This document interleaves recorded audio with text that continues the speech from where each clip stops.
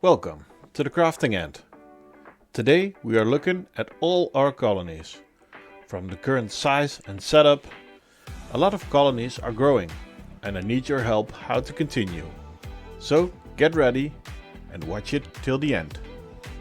First up are our Camponotus niger colony that received the medium flex nest with a white tongue insert not so long ago. And they are really enjoying it. The setup works great. Foraging in the outworld, always ants in the double drinker, and just look at that brood pile. Personally, I think the color green really suits them. Beastly, our Camponotus vagus, is doing great in her medium flex nest with a wooden insert. As you can see, the queen is in the back chamber with her brood. In the front they keep some food, and the amount of workers is growing nicely. For now, the setup is great for them. This beautiful Camponotus crudentatus queen is slowly growing her colony in this queen tube room. But by the looks of it, there are new workers incoming. What should we upgrade them to? Let me know in the comments. The full state of our Camponotus lateralis colony is a bit unknown.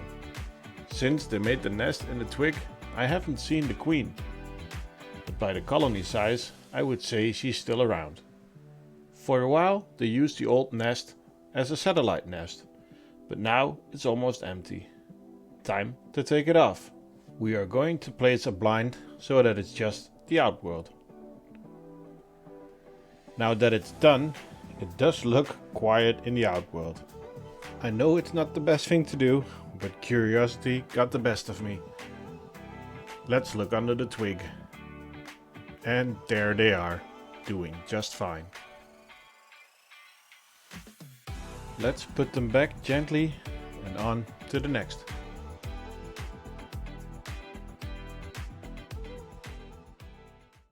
We got this Camponotus CF Parius queen from the ant merchant. I really fell in love with her looks. And look at this growth. 15 workers and a lot of brood in different stages. We need to start thinking of her future. She deserves a nice setup. What do you think? Let me know in the comments. Another queen from the ant merchant. Camponotus irritans. And look at that growth. 12 workers and brood. Don't you think she colors nicely with the orange? Here are our two Camponotus ligniperda colonies. They are still in two old queen tube rooms and have been there almost from the start of our channel. Both from just the queen. And the first one is struggling. She has 2 workers and some brood, but the colony is not really progressing. The second queen is doing better. She has 8 workers and brood. The only remark is that even after I gave them a new tube, they stayed in the old one.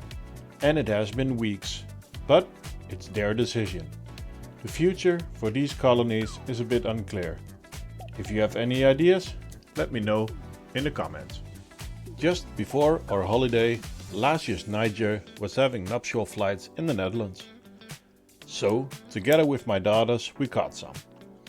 These 6 queens already have their nanitics and will need food and a starter setup. Just like this one. It's the queen my daughter caught all alone. And yes, she wanted a pink nest. And who can say no to that? Of course, we have a few Lasius nigers from before. These are testing the small mesh nest. They're making a mess, but are doing great. This set is working out great. A small mesh, feeding area and a double drinker. Then we have an older setup with an outworld we got in a starter pack from Muren Nederland, and they are happy campers.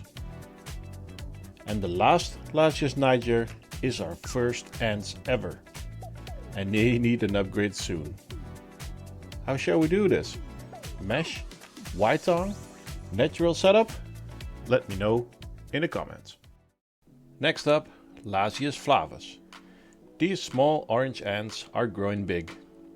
The 2 queen colony has dried out the first tube, so we gave them a new one. The queens decided to stay, but the brood is in the new tube, and for now they are fine in this setup. After a slow start, the Camponotus scutularis are finally expanding. With 25 workers and lots of brood, the future is looking good. The Formica fusca decided that they don't like the camera. As soon as I take the cover off, they start hiding the queen and the brood under the cotton. And I don't want to annoy them.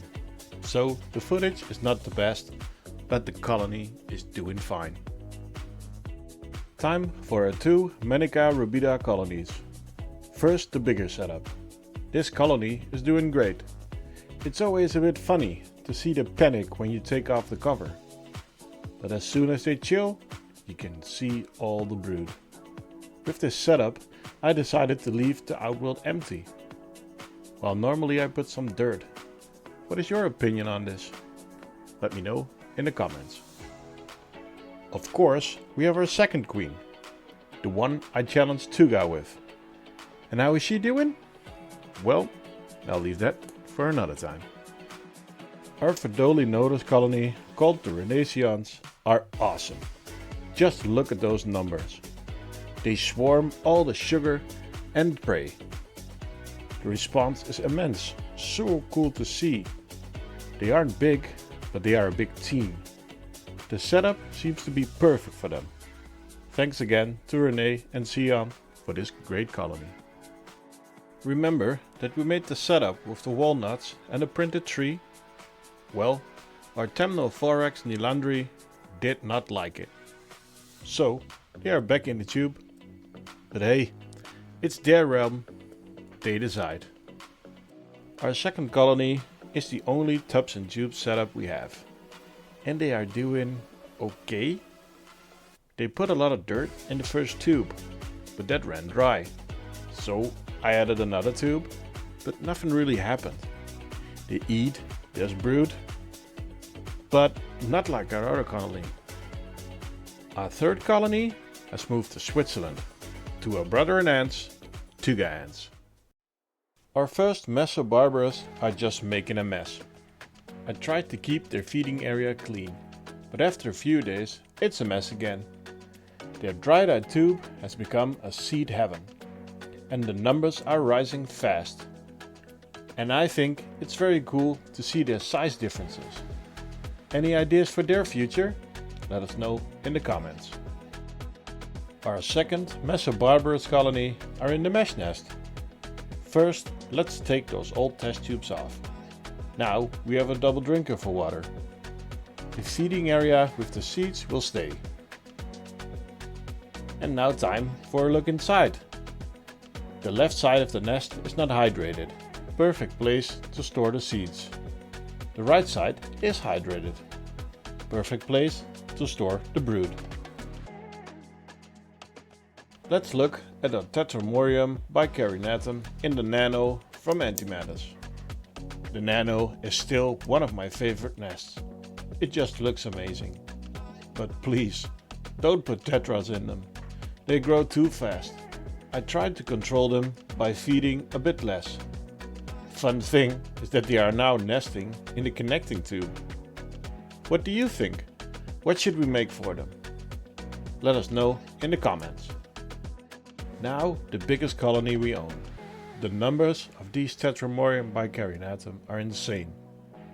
Remember when we connected the large nest with the white tongue insert? Look at it now.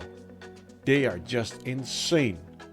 And the numbers are growing every day. I tried to count all the queens, but I just couldn't.